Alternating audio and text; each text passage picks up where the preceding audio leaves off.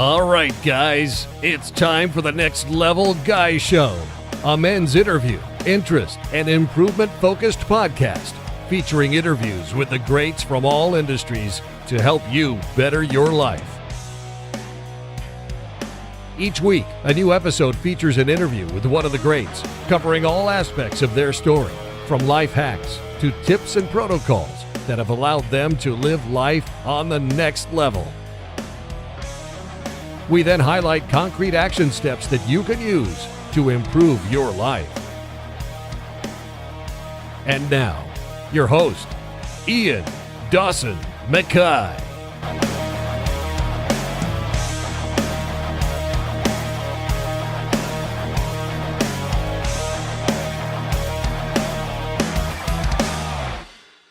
And today's guest is Dean Stott. We discuss how to become relentless in your own life. Dean is a former British Special Forces soldier. He's a two-time world record holder, an adventurer, a philanthropist, author, and international speaker. After making it through the Special Forces' grueling 6-month selection process, Dean became one of the very first Army members to join the SBS, which is the Special Boat Service. Through his esteemed military career, he's conducted deployments to overseas hostile environments and has been involved in counter-terrorism operations, and he's travelled to some of the toughest places in the world. Dean left the military in 2011, and after 16 honourable years of service, he continues to live by the Special Forces ethos of the unrelenting pursuit of excellence. The determination required throughout his career has become an integral part of Dean's character. He then established a distinguished career in the private security sector. He was renowned for his willing to take on any job, no matter how dangerous. The man went where others wouldn't. He's faced extortion, kidnapping, civil war, pirates, military coups, and was single-handedly responsible for the evacuation of the Canadian embassy in 2014, rescuing 4 diplomats and 18 military personnel. However, in 2016, Dean was ready for a new project and wanted to use this to help others. He began training to cycle the longest motorable road in the world, the Pan American Highway. Dean completed the 14,000 miles route from Argentina to Alaska in May of 2018, gaining 2 world records and raising an incredible amount of money for charity in the process. Dean passed through 14 countries on his expedition, crossing some of the most dangerous passages in the world. Prior to his training, Dean has never cycled more than a few miles. In the final stretch, Dean continued for 17 hours and, driven by his determination, covered 340 miles on his longest day. Dean is now a renowned international speaker, presenting to FTSE 100 companies, sporting bodies, military departments, businesses and schools, and so much more. Dean has presented inspiring talks to 10,000 people at the O2 Arena through to 25 local children in impoverished areas. Dean firmly believes with the right mindset and plan, nothing you truly desire is out of reach. To him, impossible simply means it hasn't been done. Yet. And in this interview, we discuss the benefits of the military lifestyle, how he went from cycling 40,000 miles after only doing 20 miles at its most, building resilience in our own life, hacks, tips and protocols you need to build right now to chase your goals, and so much more. And now, let's get to the interview. Thank you so much for coming on. You're a big inspiration for me. Love the book. Love finding more about you. You seem to go from challenges to jumping into planes like it's nothing. You do all these amazing things. But for people who don't know you, could you just give a quick introduction? How would you explain your amazing life? Yeah, I say I've been very fortunate, but I probably haven't at the beginning. I was born into a military family. My father was in the military, and so I was immersed in that sort of environment. So every 3 years, I would find myself, by the time I was just starting to settle down into school, would be up and moving again. So so I was born into that environment. My parents split up when I was 8 years old. My mother took me and my sisters to Manchester, and we ended up in a homeless home in Moss Side, which is probably one of the roughest estates in the UK at the time.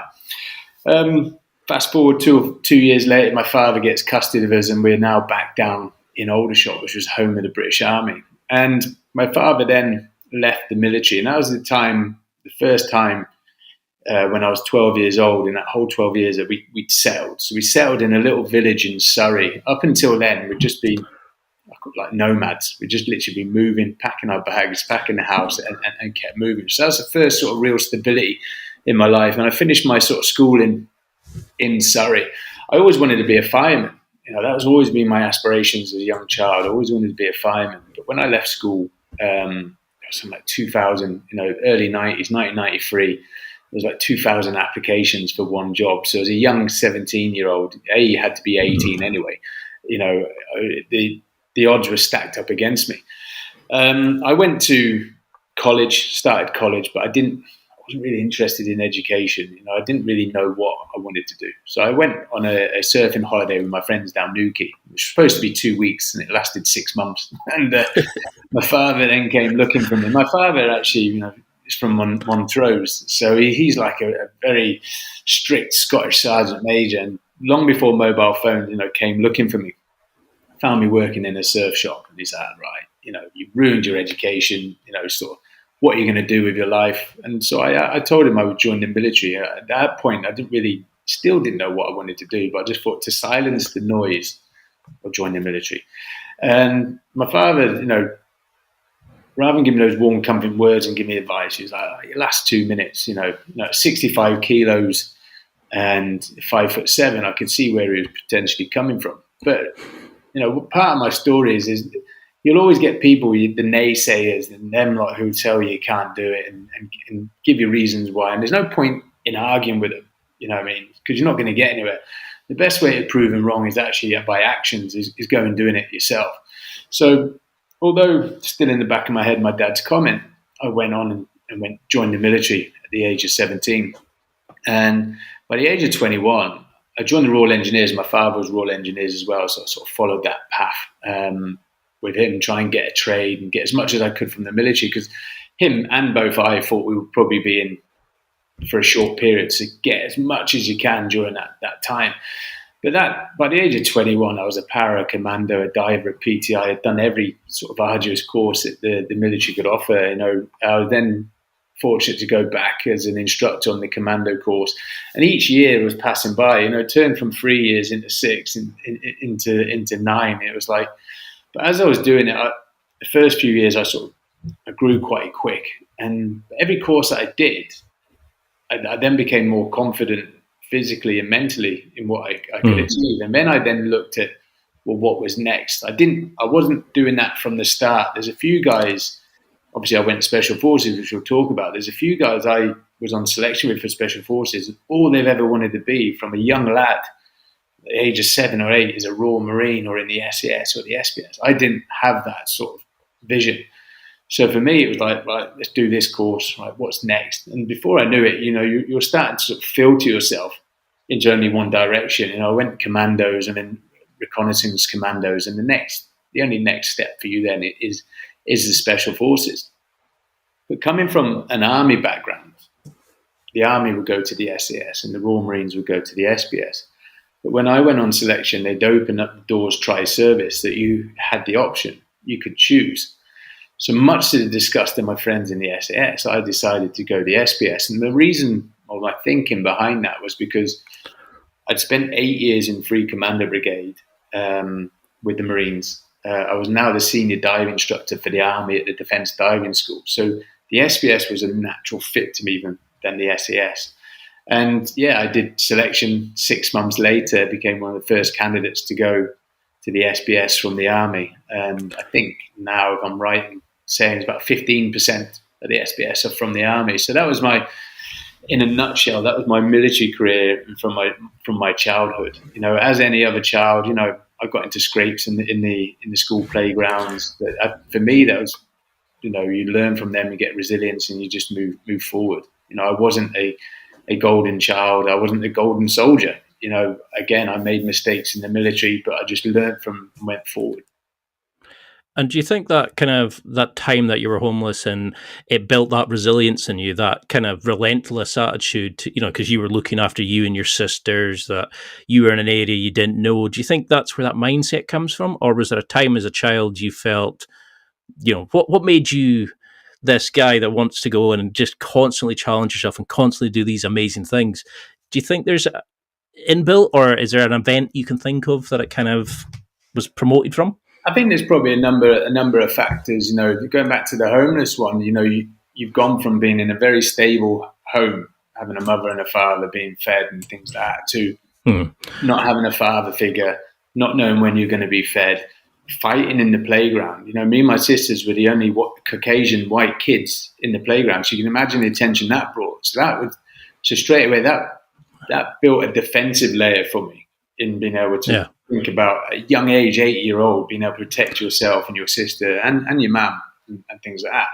My father, as I mentioned, he was in the military. He was the army coach, football manager, coach and player. So I didn't really know much about the military other than my dad plays football. It's what we would call a tracksuit soldier. So he was very competitive, competitive driven. And so I do feel I got that element from my father. Even on Christmas Day, there'd be competitions on the board games. Everything was a competition, which I liked. Yeah. I like got a brother like that. I like that competitive drive and things like that. And the great thing as well is, for me, I was always trying to beat my dad. And my dad, I do it with my kids. If they want to race up the stairs, I won't let them win until they can win. And that's what I mean. I was always pushing against my father till I could then beat him. So there was that element there. And then when I joined the military, like I said, I didn't have any aspirations to go in special forces. I got through basic training. And then as I started growing physically, I then became getting more confident mentally as well. And then I was pushing myself, and I was then becoming top student. And then it was like, right, what next? And then that obviously then builds up a confidence, a self-confidence. And there's a fine line between, confidence and arrogance. It's knowing that you can do it. There's those that, they give it that, but actually can't perform. So for me, it's like I knew that I could perform. So I think it's an element of, yes, maybe a bit from my father, maybe a bit from my childhood resilience, and then what I picked up along the way in the military. And in the military, I was also looking at those, my peers, and learning. I was like a sponge. I was literally learning as much as I could from all these people, from their experiences when they went on special forces. So that when I went on there, I had as much knowledge as I could, to give myself as the best opportunity as possible. Because you've done an amazing job. I mean, you're based in California now. You've written an amazing book. You've achieved so much in your life. When you've got that relentless sort of energy about you, and you talked about your USP being you love to take a discipline or a sport and go, okay, how can I take this to the extreme? What insane challenge can I put myself through? Do you think that's part of it? It's that you've still got that need for fear, exhilaration, to challenge yourself. Do you think that's come from when you were younger? I think it's an element from when I was younger and from my time in the military. I think it's combined. I was guest speaking at the Commando Training Centre a couple of years ago, and myself and the commanding officer sat down and we were talking about the recruits that they got coming in. They don't have that sort of resilience that we had growing up, but your resilience and your fortitude comes from your childhood. Children nowadays, they have a different upbringing. It's all about technology and things like that. Whereas we, as kids, you had to go outside until it was pitch black, until it was raining. So I think for me, everyone's unique in the way they're upbringing, and they'll have different levels of resilience. I picked up some when I was in as a child, and I had enough to then get me in the military, and that then took it to the next level. And then for me, it's like, one thing we your listeners won't be aware of. Obviously, after 16 years, I had to leave the military. I had a parachuting incident, which shortened my career. So I had no ambitions of leaving the military. I was a lifer. That was me until I got my full pension. Because of my parachuting injury, I had to leave the military first. So I don't know whether I hadn't fulfilled what I wanted to do in the military. I did a hell of a lot when I was in the military, but I wanted to continue pushing myself. So then when I left, as you touched on, I then wanted to find, right, what's the next goals? What's the next thing I can do? And, I having only cycled 20 miles, I decided I was going to cycle the world's longest road, and not just do it, but break a world record. So for me, I have to set myself goals or have an objective. If you said to me, well, you're going to cycle 14,000 miles, it's fine. But if you don't give me an objective or target to aim for, I'll probably still there 18 months later. So I have to have something, and that sort of comes from that military, that everything we did, you had a mission, you had an objective. And that's what I I mean, that's why I had to have you on, because I love that attitude of, I've just started cycling. Okay, what am I going to do next? Right, Land's End to John O'Groats. Okay, now I'm going to go and do the longest road I can possibly find. And it's that attitude of like, how can I challenge myself? How can I take it to that next level? How can I be, how can I just see the new challenge and go, okay, I'm going to triple that. I'm going to do this. Like, I love that mindset and that kind of like the way you have of looking at life. But is there anything that you think that men should be doing? Should we all have a challenge like this? Do you think that's where we go wrong as society? I think I think your body's like a river. Your body needs to keep flowing. What I mean? Once it becomes stagnant, it's like a pond. Stagnant pond, you get disease and things like that. So you need to keep going. You need to keep moving. What you need to get the balance right, which sometimes I get wrong, is the flow of the river. And sometimes for me, I'm full on. When in fact, actually, I don't need to be full on. I don't need to be setting huge goals of cycling the world's longest road. So I think for everyone, you need to have an objective. Whether that is, I'm not saying go cycle 14,000 miles, that's ludicrous, but whether you go do a 5K run, whether you go train for a CrossFit challenge or a Spartan race, you need something. Otherwise, you'll end up falling into this rut of, well, actually, I haven't got anything to train for. And I do it myself. And that's why I set these things, because if I didn't set them, I would fall in that rut and I'd be like, well, I don't need to train today, so I have to have an objective or something to aim for. So I think everyone, should have set themselves a challenge, whether it, a small one or a huge one. Because that's the thing, is we're on such a comfort zone now. You can get food ordered to your door. You can get somebody to pick you up from your door. You can order, you can order a date from your phone. It's like, It's insane what you can. It's like when we were younger, you used to go play in fields and play army, and you were jumping off rocks and all this stuff. Kids nowadays don't do it, and it's really sad to see. It is. So do you think there's like behavior, skill sets, mindsets that the military teach you that we could all adopt, that men would be better having in their lives? Is there something that like maybe the special forces or the army taught you, even if it's like making your bed in the morning and getting up at 6 o'clock, and what do they teach you that you think would be good for all men? I think having a routine is good. Having a structure, because if you don't have a structure, then and I'm just as guilty as anyone else. If I don't have a structure for the day, I'm quite happy to sit in my pajamas and watch 2 or 3 movies a day, and it's nice. Good choice. It's nice to do that. It's nice to make. I always believe that when I'm doing these training for these challenges, rest is just as important as exercise. But going back to your original question, yes, what the military did for me was that routine and structure, and what I loved about the military is they kept me busy. There was never a day, especially in the special forces, there was never a day you had a day off. They always had something for you, which was good because your mind was active and you're being physically active. And the worst thing for me, and probably, was my injury. My injuries that just stopped me. I was going from 100 mile an hour to just stop, and that's the only way I can relate to sort of people who don't have a focus or a challenge to aim for. You just end up in this rut. And I soon got quite depressed in the fact that I couldn't be physically active. So I'm always promoting, especially with mental health, that physical activity helps your mental state. Just do something. And you touch on the military. The military's changed as well. We all talk about the technology that's introduced. That's now starting to see that in the military as well. When I was in the military, in the beginning, there was no mobile phones, so we're quite sociable characters. So we used to we'll go to the bar, we'll have a few drinks, and things like that. Whereas now I'm hearing that a lot of the guys now, they'll go to the gym and they'll just stay in their rooms because everything's online and they communicate with home online.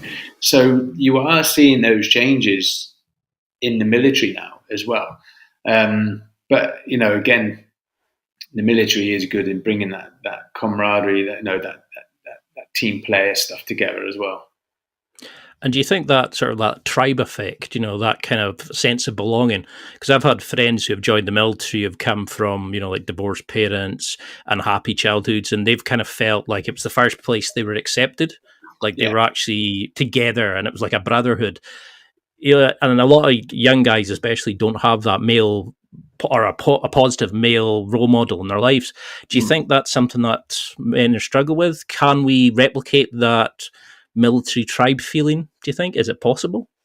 Um, it is possible. I think most, if you're part of a tribe, whether you're in the military, whether you're part of a football club, whether you're part of, you work at somewhere for 20, 30 years, you're part of a small tribe. I when I got injured from the Special Forces and left, I went through what was called an identity crisis. I'd gone from being in this tribe here and I'm not allowed back in to what other tribes can I get into? So people like to be part of something or part of a group. So yes, I do think that other organisations can replicate that of the military. What they can't replicate from the military is that some of the conditions and environments that the military can put you in. I do a lot of stuff with the big corporates talking about the battlefield to the boardroom. We talk about leaders working under pressure, and we get that naturally in the military, and they try and replicate that, but they can't. But actually, tribal, being part of a team, part of a tribe, you can replicate that. So, and I think that's quite important. And as I said, my identity crisis was like, where do I now fit in society? I've left this unit here, having a role, having a purpose. I knew what I was doing day in, day out for the next 2 years. To how do I now fit in society? And that was quite difficult for me. And that's why I then naturally went into the private security sector. It's hellish that, like, when you're kind of looking, going, where do I fit in? And you like, that's part of the reason I started the podcast, was I didn't feel like I fitted into anywhere. And there wasn't like many people around that I could go and connect with. I lived in a small kind of like fishing village, and it was like, oh, where's my tribe? Where do I fit in? You know what I mean? It's such a strange kind of, so allowing the podcast allows me to connect with top performers like yourself and learn these amazing techniques and mind hacks. But you've worked with some amazing people, from SBS to SAS to American, the SEALs, etc. What have you noticed about top performers? Have you noticed like a set kind of outlook on life, abilities? I know you've said about how you need to have the experiences to be experienced, but what do you think sets top performers off compared to sort of the average grunt? I mean, there's a mixed bag, and I'll probably contradict myself. There's those who thrive and they just want to perform. They're out there every day pushing themselves to the limits. But then there's guys that I work in the Special Forces that they were like that, but they weren't as, weren't laser beams. They were just like, we're just chilled. We will just go with the flow. So I think it's a balance of being disciplined, but also being quite relaxed, especially with the Special Forces. I talk about the difference between, I call it the Green Army, which is like, the majority of the army and the Special Forces. And selection is that discipline. Selection is that it's called selection for reasons, to identify the right individuals to do the roles that we do in the Special Forces. Because our roles in the Special Forces are very different from the Green Army. So you tend to find those in the Green Army are very disciplined. They like to know where they're going to be, what time, where and what, and things like that. Whereas in Special Forces, it's like you could end up in a country, there's no infrastructure, there's no communication, and you just sort of make it happen. So those sort of individuals are quite relaxed. They think on their feet. They react to situations as they happen. So you do see a real variety in individuals, and that's the great thing about Special Forces, is the fact that if we were all the same, it wouldn't be a good team. You need a team of 4 or 6 guys which are all individual characters, have strengths, have weaknesses, and that makes your best team, rather than having a team of 4 or 6 who are all exactly the same, have the same strengths, have the same weaknesses. So there is no sort of template of this is what a Special Forces soldier is. No, selection, the 6-month process gets you, it gets you from one point to another, and it gets you into this, almost like this, it's not carved out yet. You get carved out when you join your unit. You've just got the basics to now join that unit, and they will then start chipping away and carving you out to that unique Special Forces operator. So, but I think the key message, regardless, is mindset, is attitude. It's the attitude. It's I can, we will. And the unrelenting pursuit of excellence. If you're going to do something, you do it to the best of your ability. And the great thing about Special Forces, what I love, is the fact that I now joined a unit with like-minded individuals who wanted to push themselves to the limit. So I now found my new competitors. So I've gone from competing down here alongside the Marines and the parachute regiment to now competing against the SAS and the SBS. And I loved it. I just stepped up another level. So. And do you think it's also that kind of we control the uncontrollables, or we focus on what we can control and ignore what's uncontrollable? That you know what you're to do, you've got your mission in your mind, and you just work on the fundamentals. You're a master of what you need to do. You're not sort of fancy, just go and get it done. Because, like, I do a lot of jiu-jitsu, for example, and they say about Roger Gracie, he's like the best in the world at the fundamentals. Like, he's a master of fundamentals, and he uses the basic techniques but at such a level that he can beat the higher black belts. Do you think that's the same with like top competitors? Is that you just focus on what you can control, and then you just utilize your skills to the highest level possible? Yeah, I think you hit the nail on the head. You can't control the uncontrollables, and again, you need to get out. Those in Special Forces, they get out of their mindset. You can't control the uncontrollable. When you go on the ground, it's all right having the best plan in the world, but things never go to plan. And so, as long as and that's where selection's great. Selection, when we go to the jungle for 6 weeks, we don't teach you to do triple backward somersaults and throw ninja stars. It's actually basic soldiering done well, and it's back to the basics done well. So it's those fundamentals you talk about. So we always have that fallback. So when we're on the ground and things go wrong, we always go back to the basics, and it's just basic soldiering done well. Because actually, to do soldiering basics well is actually hard. As you touched on, we're in a world where people like to take shortcuts, and so. And that's where selection is. You don't do shortcuts. It's just the basics done well. We don't have GPS. We have map and compass. We go back. And that's where, when situations happen, we just react to them. And the great thing about selection, you've got guys from different backgrounds who may have experienced certain things as well. And you just use that knowledge they've got.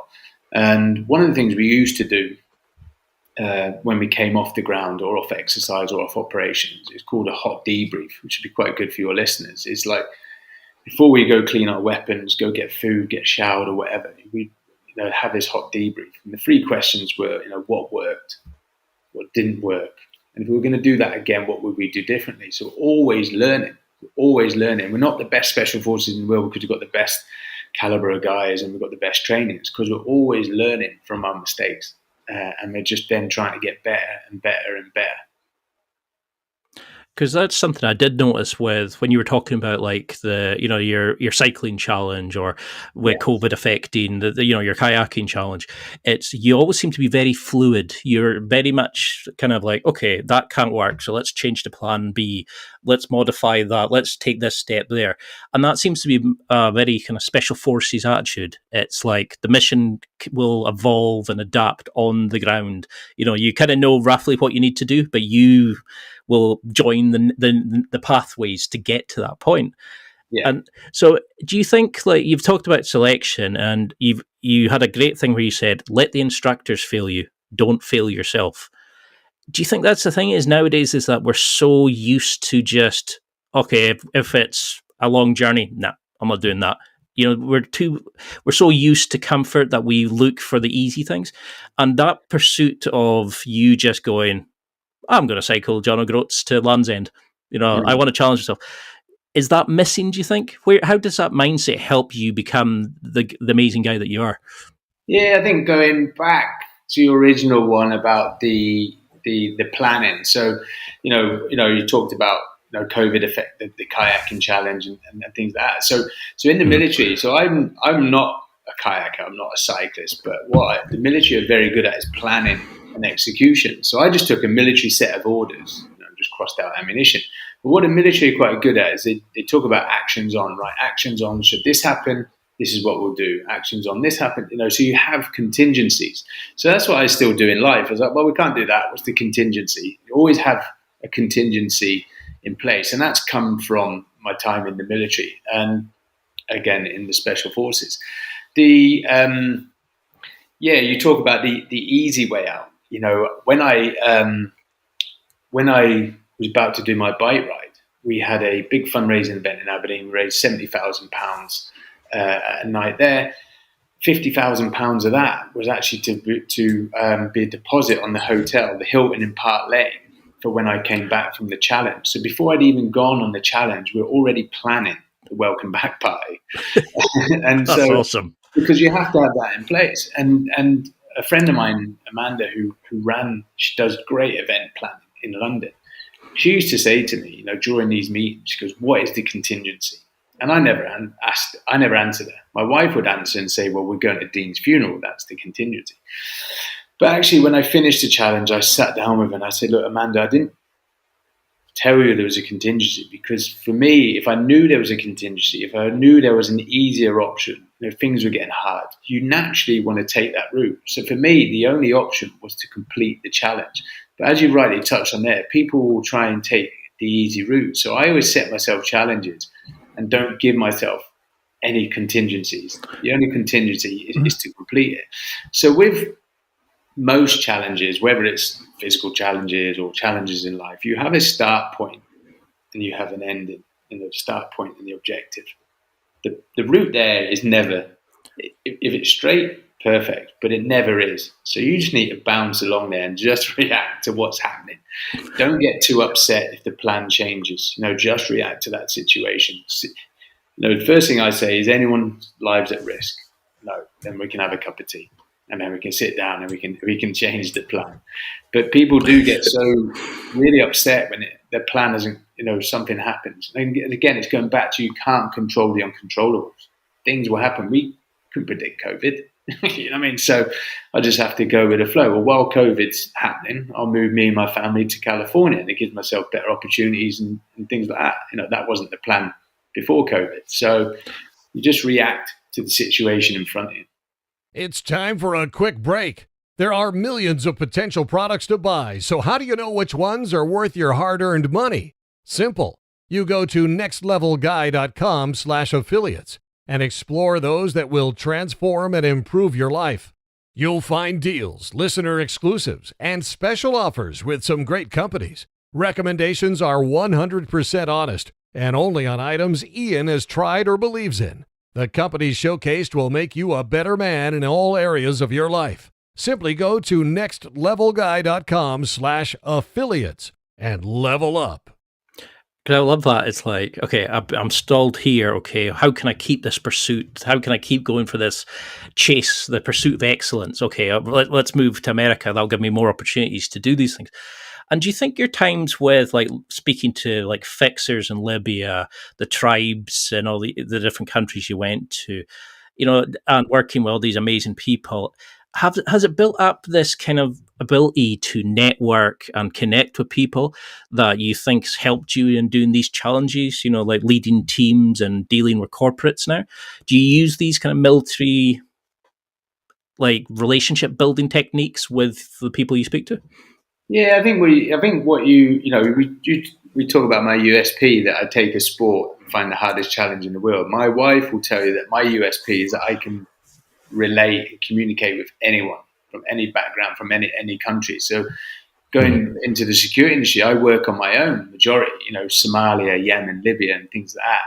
And what I picked up from my time in the Special Forces is, you know, everyone has this perception of Special Forces because of Hollywood. I'm actually generally pointing in the direction of Hollywood, is that, you know, 25% of what we do, you know, is that all that sexy stuff you see on the telly. Well, actually 50% of what we do is unsexy. It's understanding, it's called support and influence hearts and minds, understanding the demographics, the politics, the tribal influences, you know, being embedded with locals, sitting down with them, sharing bread, sharing coffee, understanding the ground situation, not what's on the TV, but actually what's happening on the ground. So I picked that up from my time in the military, and I've naturally brought that into the private security sector.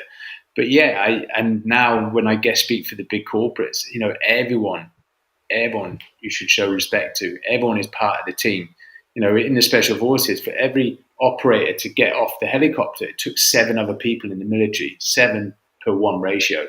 And that's the same when you work in the corporate. Everyone from the cleaner who opens the door in the morning to the cleaner shuts the door at night. Everyone is part of that team, and you show them all the sort of same respect as well, and they will show you respect, and you will see the return. And I do that, whether I'm chatting to Prince Harry or whether I'm chatting to a homeless child in Moss Side, I don't change my tone. You get exactly the same tone.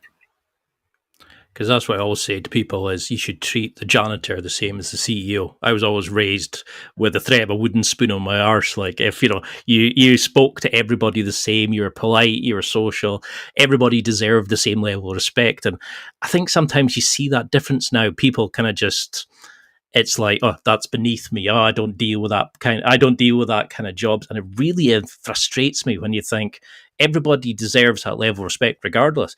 And you seem to have this amazing way of connecting and just getting things done. Yeah. And do you think that's down to your networking skills? It's the ability that you can build these amazing relationships? Yeah, I think it is. I think my wife's right. I can make friends with anyone. And, although the figure that I look like, quite muscly, bold guy with tattoos, it's strange at how actually, aesthetically I look scary, but actually I'm not at all. And it's, and for me, it's all about, communication. 75% of communication is nonverbal. It's the way you come across. So for me, when I'm working abroad, I don't wear sunglasses. I like to see people see the eyes. Just a little smile here, and then you can sense it as well, and you go with your gut. So I know when I go see people, I get a sixth sense whether they're nice or not, and then sort of build that relationship up from there. Because we talk about single-handedly evacuating embassies, evacuating oil companies and things like that. And there's so many other great stories in my time in the security industry, but actually none of it would be achievable if it wasn't for that local community. And this is where a lot of other security, I do a lot of talking about security, and this is where a lot of other security companies get it wrong, is they think that they can come in as Westerners and bully their way through, and they just hit hurdles. So this is where that respect and communication comes in, and this is where you then are another level above them and actually achieve stuff that they're unable to achieve, regardless how much money they've got, how big their organization is. Because it's definitely something I find is, it's not the hard skills, it's not like, can you fire a certain kind of machine gun? Can you do this? Can you do that? It's the soft skills. Yeah. It's the people skills. It's, it's, can you talk your way out of an issue with like five guys at a checkpoint with guns, without kind of causing a diplomatic sort of incident. And I think a lot of people struggle with that. It's like, oh, I can bully my way out of this. And you're like, well, why do you need to? And you learn that with jiu-jitsu. It's the softness, but also the hardness when it needs to be. So you had. No, going back to your soft skills, it's all about, it's the soft skills, it's communication. It's, I sit now with a lot of guys and girls when they transition, really struggle in Civvy Street, and they struggle talking to people.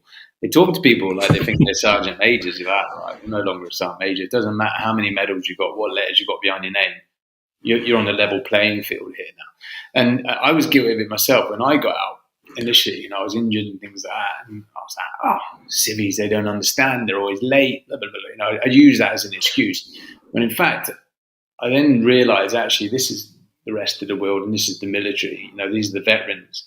We don't need them to fit into our world. We need to fit into their world. We need to change the way that we act, the way that we communicate and things like that. The way that we communicate works well in the military, but doesn't always work well in this arena. And that's where, a majority of people then work in the private security sector. And this is where you're seeing issues, is that they think it's just an extension of their time in the military. It's like, well, you're not. You are an ambassador or representing whatever corporation or brand you are. And that's where I see a lot of people struggling. But that's where my soft skills have been there. So I know when and when not to communicate in certain ways, and I think I've mastered that. But yeah, this is where some people really struggle in that transition. Because you really notice some people can't connect for shit. Like, that even just sit and have a conversation for 5 minutes while you're doing a task, and they go, "Oh, what do I say?" And you're like, You just treat them like a human being. It's, Yeah. well, one of I look after PhD students is like my full-time job, and I'm sort of like a project coordinator, make sure they don't break shit and get stuff done. Basically, I meet like their milestones and all that. One of my former students was looking at, he was a champion for the military services for the university. He'd been a former soldier. Something he was looking at was the transition from the coming out the services to civilian life, and how a lot of people didn't have that basic skills. They were never taught how to your council tax, how to set up your electric supply and stuff like that. And you've talked about that. How did you find that transition? Did you struggle with it, or was it something? No, I think you touched it right. It's a good point that you bring up. When you join the military at 17, the military take over everything. They're now your mother, your father. They clothe you, they feed you, they pay you on time. They pay the heating bill for your room on camp. I didn't know what council tax band I was paying. I didn't care. I was doing a job. I was doing a job that I loved. So they take away all those distractions, really, so that you can just, So when you get paid at the end of the month, that's your money. That's not you to pay. All your national insurance has already come out. That's yours. So that's your beer funds, as I say. So all that other stuff that majority of the civilian community all understand about getting in touch with their council and things like that, we don't have sight of that. So 16 years later, I still don't have an idea about any of that. So then I found myself, leaving. But thankfully for me, my wife was very entrepreneurial. My wife was bank manager for 3 of the banks in Aberdeen. So she picked up those reins where the military dropped me off. And I was very fortunate in that. And, but I do see veterans, their transition can either be turbulent or quite smooth. And it's that sort of area. But for me, it's the support network they have around them. Normally I see those that are struggling don't have a support network. If you have a strong support network, that sort of helps. But when you leave the military, they don't teach you about, who to speak to in the council, about living as a civilian, those sort of soft skills, being able to talk to civilians as well. It's all about, you do 2 things. It's CV and interview technique. Well, I've never had an interview and I've never needed to write a CV, so that's wasted on me. But, what's an NDA? How do you write a proposal? Things like that. And so they are missing a lot of skills which could help a lot of them transition. And they sort of, once they're out, they're no longer their responsibility. And it's a real shame, and that's where we're seeing issues.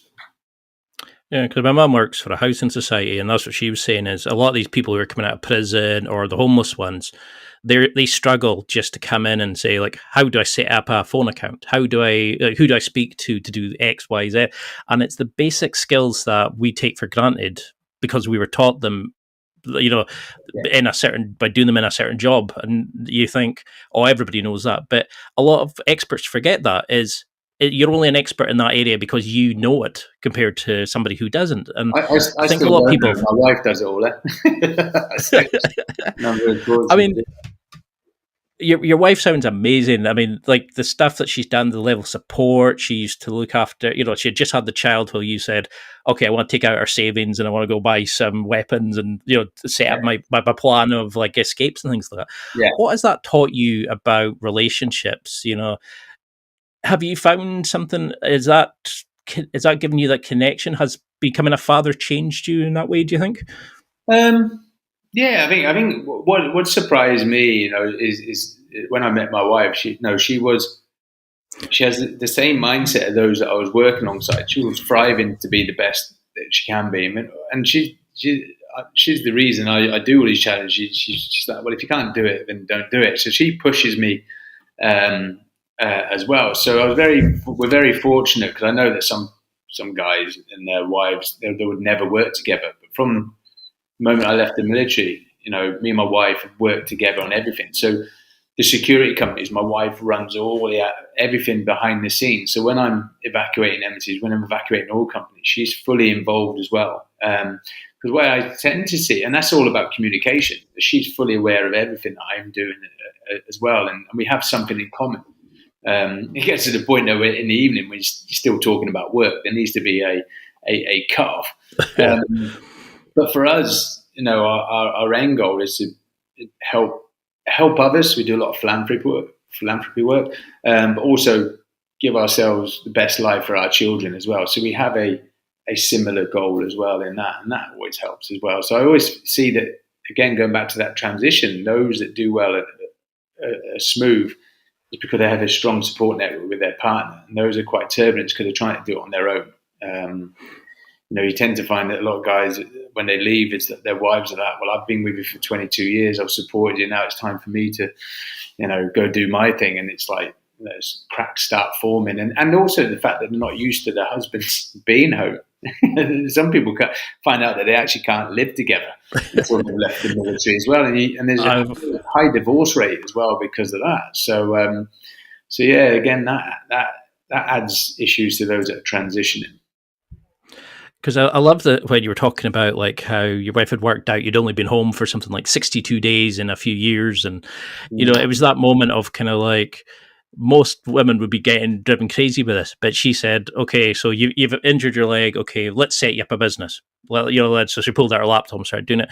And I love that relationship that you have. It's let's just keep working and helping each other. It's like, what's your goals? How can I help? And you're working together to build a united front. Yeah.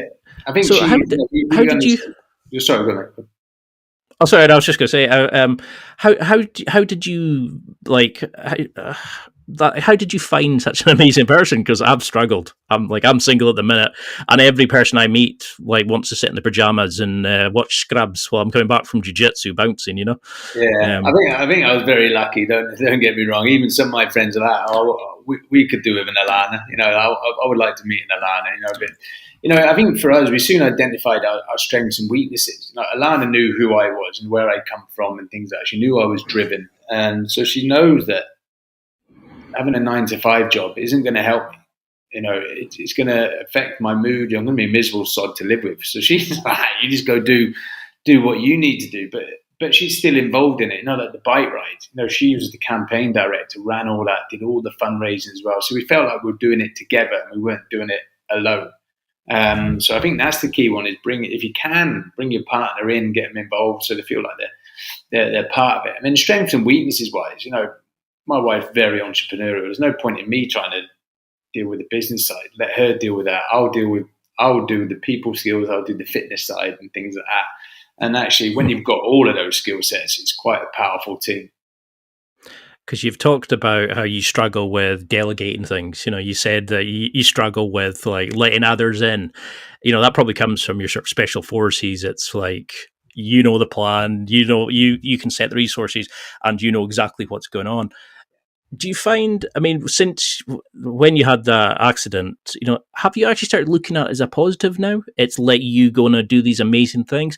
Have you come to terms with your military journey ending the way it did? Because you just seem to go from strength to strength, but do you still struggle with that at all? Was writing Relentless, was this kind of cathartic at the time to kind of come to terms with what happened? Yeah, well, I think it all sort of fell. Everything, I didn't plan anything when I left the military. It's all sort of come around by accident, So when I left with the injury, then worked in the security industry, and for me, with my mindset, I didn't want to just go to Iraq or Afghanistan every 6 weeks and just get into that sort of routine. My friends had their own security companies, and at the time, piracy was at the height. So they were all off the east coast of Somalia and Africa. I didn't want to compete with them, so I was trying to find a niche. So for me, as you rightly touched on, I bought 30 weapons on the black market and buried them between Tunis and Egypt and started designing my own evacuation. As you do. And so for me, I did that. And after evacuating the Canadian embassy on my own, as you rightly touched on, my wife had highlighted I'd only been home 21 days in a 365-day calendar. So it was like something needs to change. And that's when we then did the bike ride. And then because of the success of the bike ride, then came the books. It wasn't a plan. It was just that thing, just go with the flow. If you see an opportunity, take it. And things like that. So that it wasn't really a plan. I didn't see myself guest speaking. I didn't see books. I didn't see documentaries and things like that. I did it. So I wasn't smuggling people across borders. Because actually, when I came home from the Canadian embassy, my wife highlighted the time that I'd been away. soon realised that I was trying to match that adrenaline rush that I had when I was still in the Special Forces without actually coming to terms with the fact that I'd left. And that was 5 years later.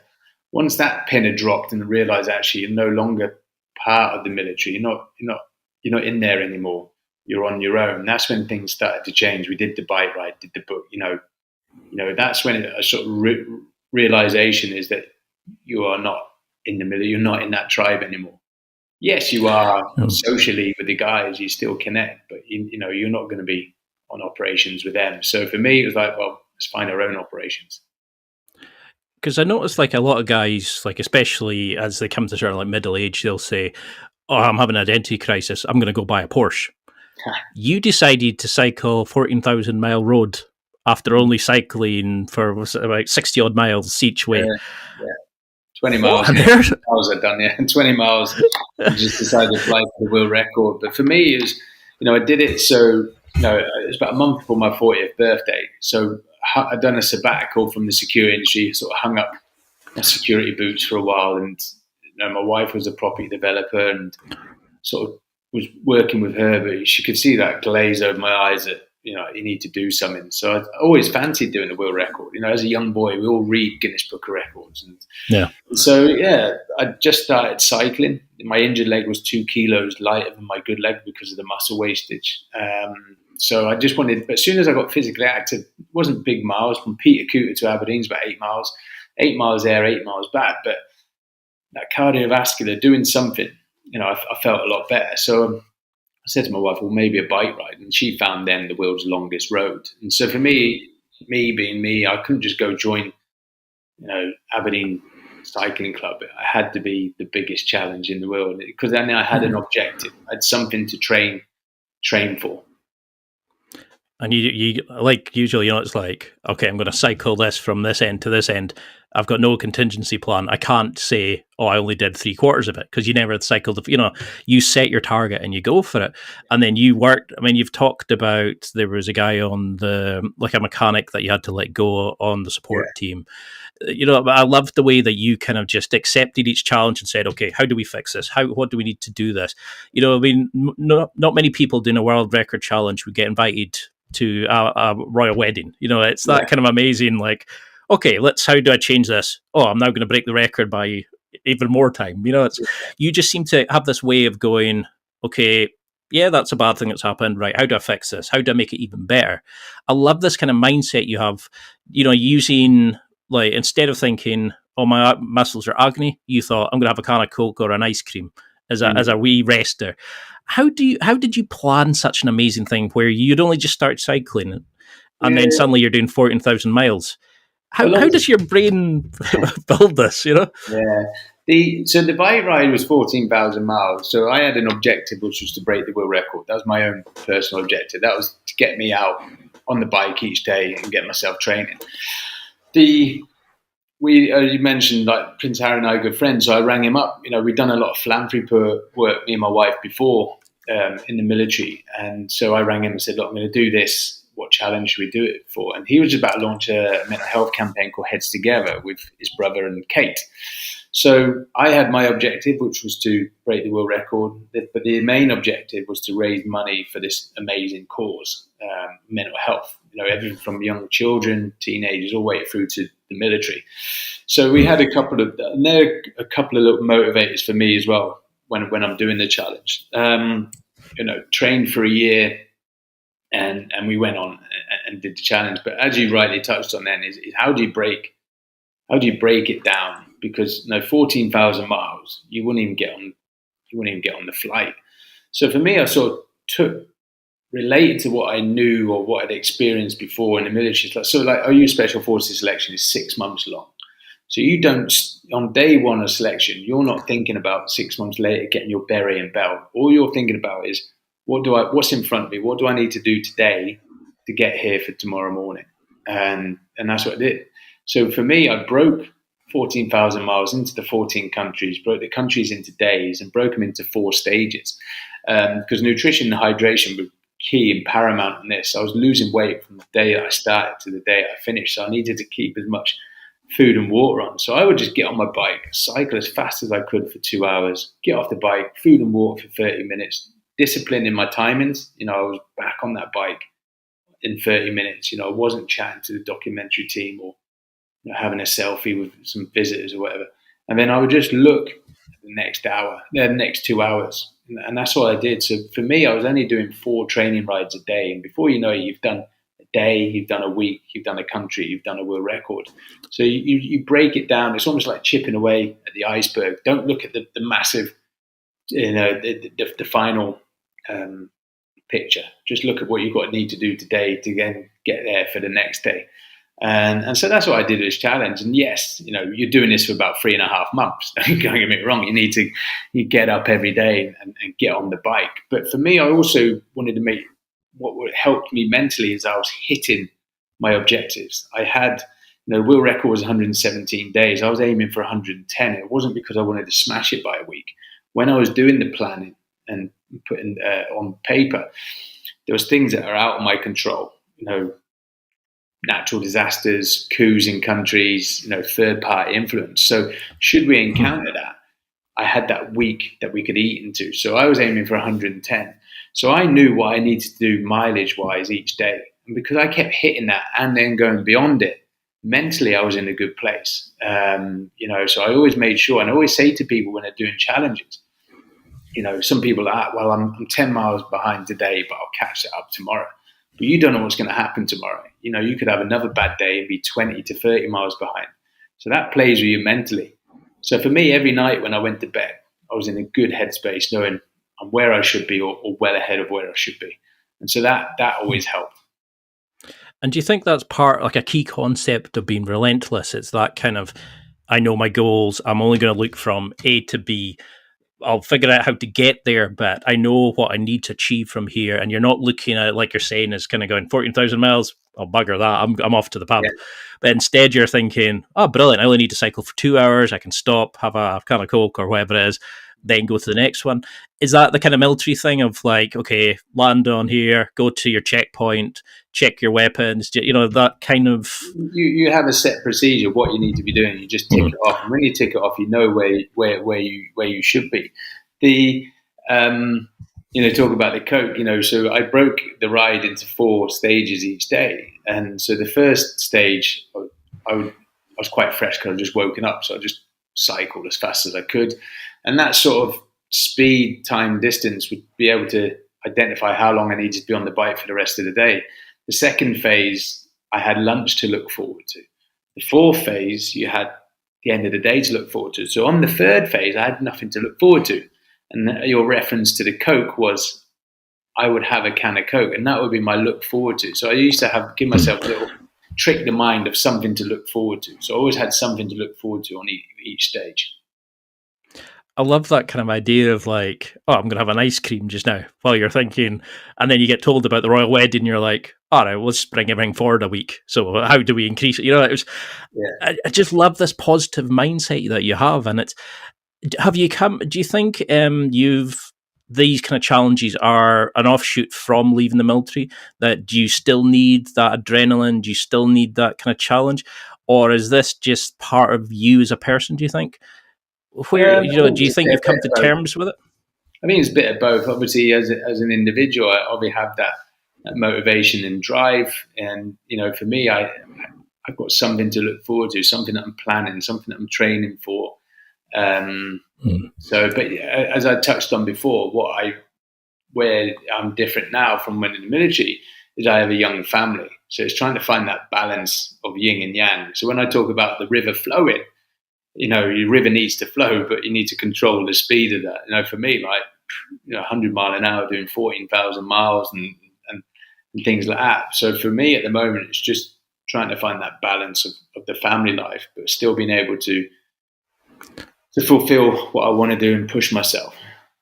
Because that's something I was very interested in. Was you were talking of going into like Libya and like escorting people out. You were talking about going in to do all these kind of missions, and your shirt was covered in blood because you had been helping in a road traffic accident and these sorts of things. How do you switch between that and finding the balance with a family when you're coming home? You're not bringing Because like I've spoken to people who have PTSD. I've got depression myself. Where you relive your worst moments. Yeah. How have you found that thing of going from back home with a family to suddenly going into a zone where there's bullets flying and potential danger?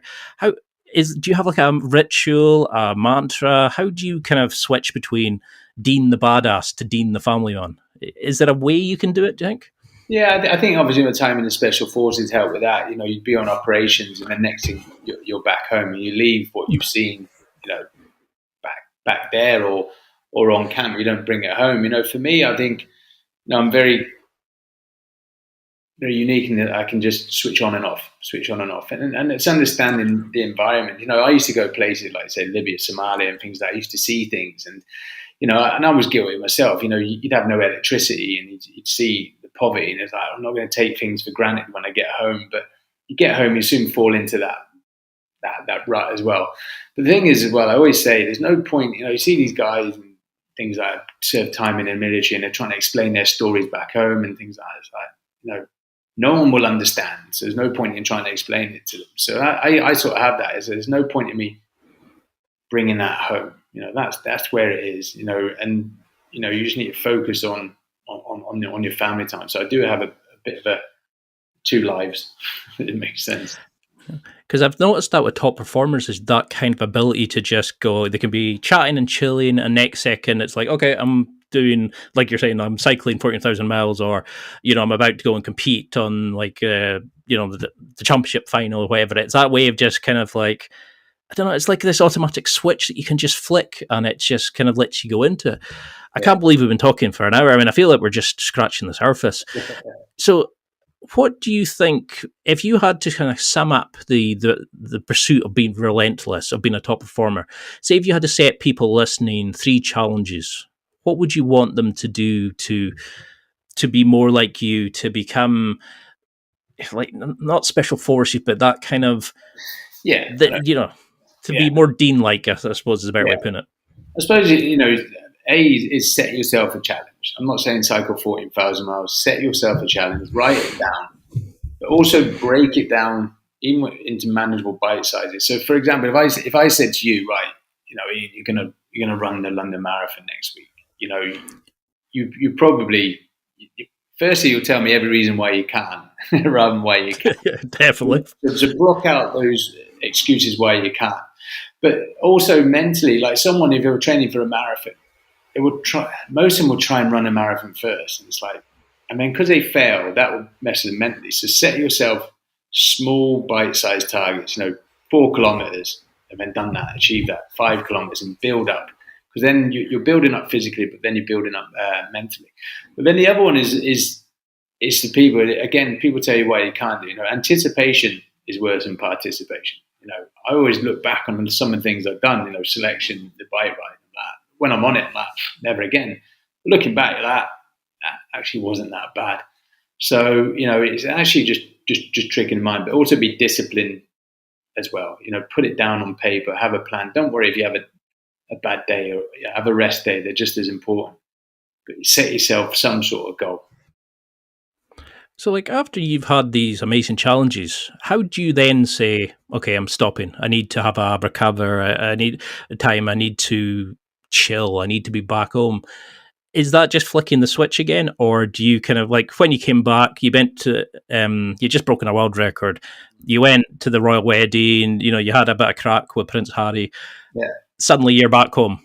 How do you kind of come down from that? Like, is it the same as when you're in the military? You're just sort of glad you're out of those situations and you're giving gratitude and appreciate what you have in life? Yeah, I think in reflection you do. That was a strange period. In fact, that you'd had to. I'd spoken to previous Olympic people in the Olympics in the World Cup, and they said when you do a challenge like that, you will go into depression because you've done a massive high. You've been training for a year. You've done the challenge, and it's like, well, what now? But we had 2 highs in 1 week. Smashed 2 world records. Became the first man in history to cycle it under 100 days, and then you had the royal wedding, and then it was almost like nothing. But thankfully for me, we had a big fundraiser in 6 weeks' time, so I had something else I could focus on. But yeah, there is a bit of a void afterwards. It's like, well, what next? But for me, it's that family. You then got to think about your family. So my wife sort of keeps me in line. If I have any mad ideas, she's like, well, really? That's going to be another 4-6 months. So the difference now is finding that yin and yang balance. Do you mean like kayaking, like somewhere that's never been kayaked before? Yeah, exactly. There's a few other ideas as well, like getting banged about as well. So, we just go with what's available and what we can do. So we've got, obviously the Nile project, but now 2022 is a really busy year for me, which I can't really talk on now, but you'll know next year. And so, that's affected in now. So I'm not going to get too upset. We just push it to the right. Because you've done some amazing things. You've raised an obscene amount of money for charity, and you've helped so many people, and you seem to want to go to the next challenge. And what can I do now? How can I keep bettering myself? This sort of relentless pursuit. But how, people would have rested on their laurels and said, "Oh, look, I did this. I went to the royal wedding." What would you want your legacy to be? What's the kind of, if you had to write something on your tombstone, for example, what would you want it to say? Because you've done some amazing things. Yeah, I think, like you said, I could have just gone special forces, and a lot of guys rest on their laurels and that. But I always think you're only as good as your last, competition. So for me, the problem I have is I got the bar high, and then I struggle when I do the next challenge. I just want to go even higher. So I don't know what my legacy. I'm very fortunate. I could probably say to you now, that's me now. I'm hanging up my boots and be more than happy that I've left a legacy as well. But for me, I'm just, going with the flow, see where life takes me, see what opportunities we have here, and obviously conscious then, bringing the family up as well. And I think for me, I can say I've ticked many of my boxes, and there'll be more boxes to tick. But as long as you're always giving back as well, that's one thing me and my wife are keen on, is the philanthropy side. If you're going to do something, see guys doing challenges, and it's like, yeah, but what are you doing the challenge for? And it's like, well, I haven't really thought about it. It's all about the philanthropy, always giving back. So as long as everything we do, we can give back in some sort of shape or form, then we're happy. And then obviously that rubs off on our children as well.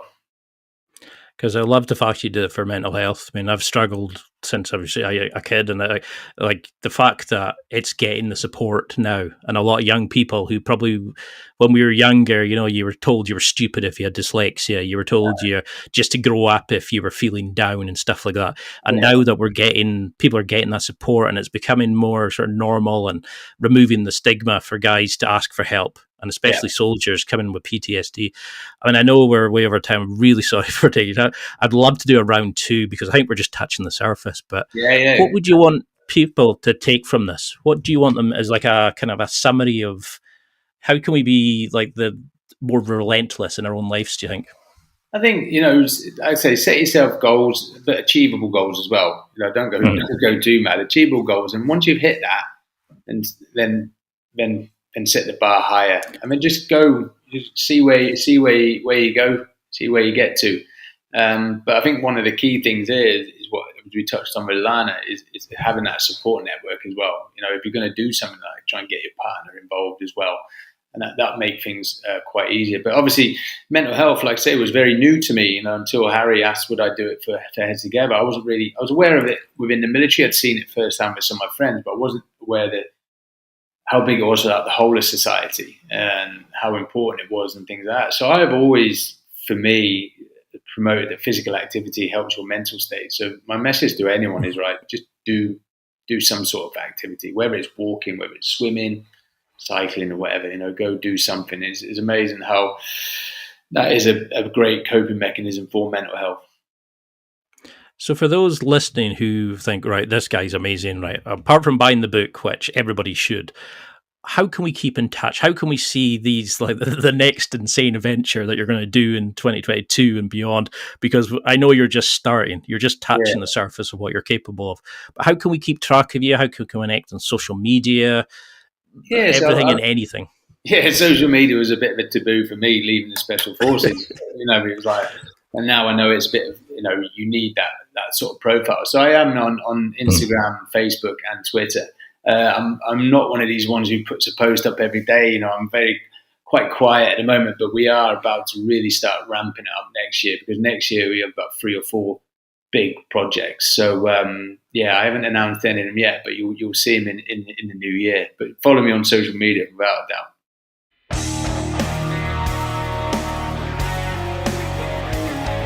Well, that's it for another week, and thank you for listening. It's now time to take what you've learned and use it to develop and enhance your life with the key points mentioned. Listen, try it, embrace it, use it, and crush it. Now's your time to hit that next level in your life. If you liked this episode, then please leave a comment on the show notes or a review of the show on your podcast platform. Everything helps evolve the show. Until next week, keep seeking the next level in your life.